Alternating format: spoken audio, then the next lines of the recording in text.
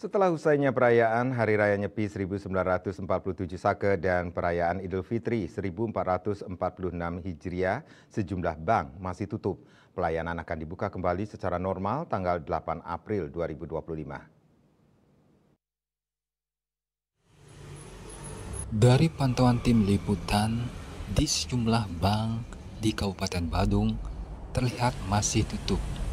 Masyarakat yang ingin bertransaksi terpaksa mengurungkan niatnya setelah membaca pengumuman yang tertempel di depan kantor atau di depan anjungan tunai mandiri atau ATM.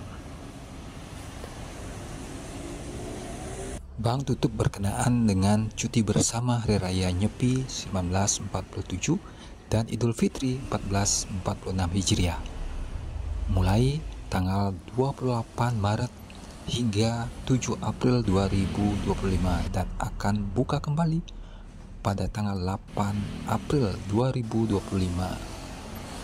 Kas dan pelayanan akan buka pada tanggal tersebut. Untuk sementara, masyarakat bisa bertransaksi melalui ATM.